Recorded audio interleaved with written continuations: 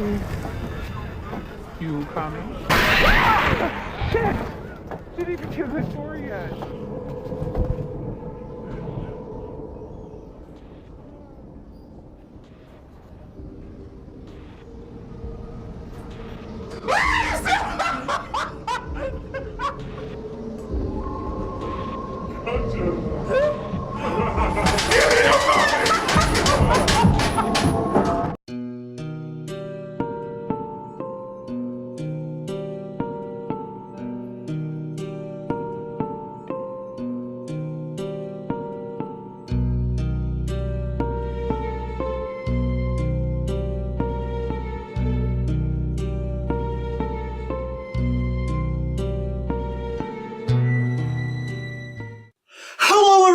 Welcome to another episode of the 31 Nights of Halloween Horror!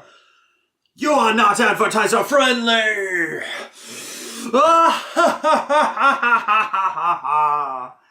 And all I have to say about tonight's episode, tonight's show is Figaro, Figaro, Figaro, Figaro,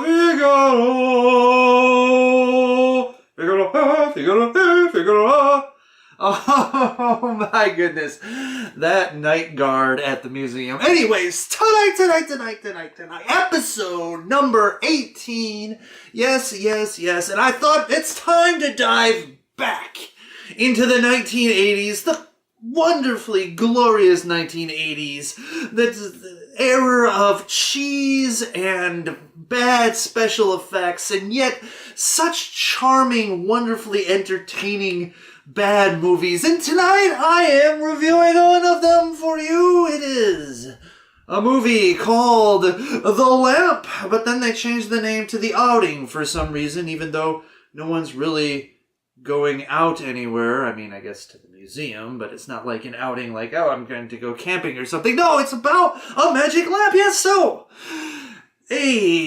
back in Galveston, Texas in 1893, I believe, a ship crashes ashore with everyone dead except one lonely survivor. And that survivor grows to be an old lady, and some hooligans decide to break into her house because she's got to have money, right? You know, some miserly old lady's got to be sitting on some cash. Anyways, they break in and they find inside one of the walls a box. They break open the box and there is a lamp.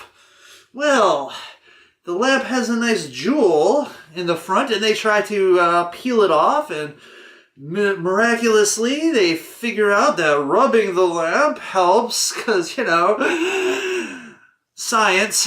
And so they unleash the force from the lamp, and it goes and kills everyone rather spectacularly.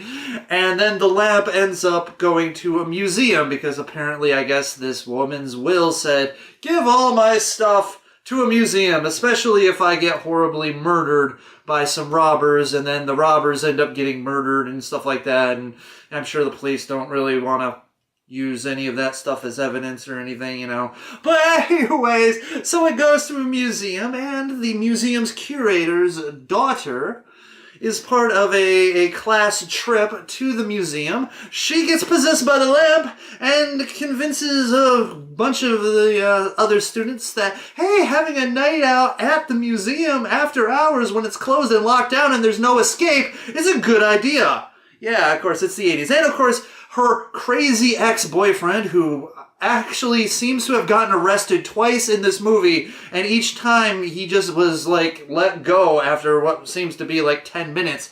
I mean, it's ridiculous. I mean, he blows a red light right in front of the police officer. They arrest him. Then he shows up at school, assaults several students, and then threatens the teacher, uses a racial slur against them, and is taken away by two police officers. And yet, like 5 minutes later, he's outside of the school plotting his revenge against these dang students, kids, and his ex-girlfriend. And so he sneaks into the museum to cause chaos. Anyways, the main thing is the whole museum thing is a trap so that the evil Jinn can fulfill the wish of its master, which involves murdering as many people as possible. So that's basically the plot of the movie. I'm not going to tell you about what goes on towards the end, but it's good, cheesy 80s horror fun. It's a monster movie, basically, in a way. So let's get into those scores. Violence and gore. I'm giving it a 3 out of 5. Yes, a lot of the murders happen off screen. However, the ones that do are actually kind of neat. There's this head vice thing, and it twists the guy's head around, and there's some impalements and some snake foo going on there. And all in all, I thought that the lovely get axed in the face and then come back and I thought there was some pretty creative kills, like there's a zombie-esque situation that goes on,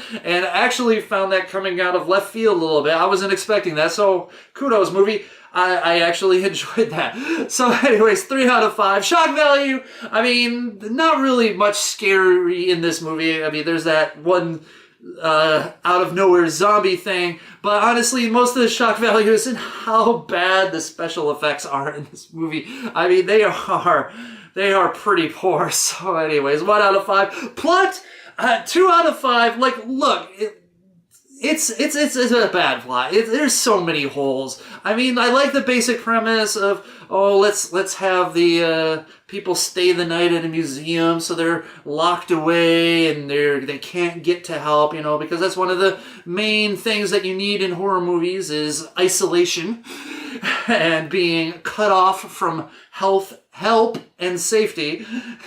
But no, I mean, like, too many conveniences. The way the ex-boyfriend arc is just there to provide another point of like contention or something. It's just not. Yeah, it's below par. 2 out of 5. The acting, I'm giving it a 2 out of 5. I mean, it's average for a B horror movie like itself. I don't know if I guess I consider it a B movie. Anyways, I mean, there are parts that you're like, and there's parts that you're like the janitor, the security guard that sings opera. That was pretty good. I'm impressed by his musical abilities. But then again, I'm not an opera critic, so it could have been trash for all I know, but I thought I liked it. Anyways, but a bit hammy. The guy who plays the ex-boyfriend just went too far in the I'm a psychopath type of jock mentality thing that you see too many times. So yeah, 2.5 out of 5. Nudity, 2 out of 5. There's actually a couple scenes that are in there with some jiggliness and some interestingness, and you know, not bad. So 2 out of 5. My enjoyment factor, I am giving this a 3 out of 5. I liked the movie. I was having fun with it. It was fun because it was kind of bad, but it was cheesy, but it was entertaining nonetheless. And, you know, like I said, I tend to enjoy some schlocky stuff here and there, and this one pretty much has a bit of schlock. Yeah, sure, but it's got some poor acting, the bad plot, special effects are kind of laughable. The monster is pretty bad. But overall, I enjoyed it. I liked it. I thought some of the kills were creative, and you know, I kind of like that whole 80s eerie film feel. Plus the soundtrack kind of had that cheesy horror film soundtrack going on. So you know what? I liked it. You know, a little bit over synth, but hey, it was still fun. So 3 out of 5, but my overall impression is it's 2.5 out of 5. It's your average 80s horror movie in a nutshell. I mean, you've got teenagers, they're in a place where they're far away from, or at least separated from safety and adults, and something is killing them off one by one. By the way, they're all doing this, of course, because they all want to have sex, and they can't just do it in, you know, their homes, because their parents would probably look down on that. So anyways, like I said, it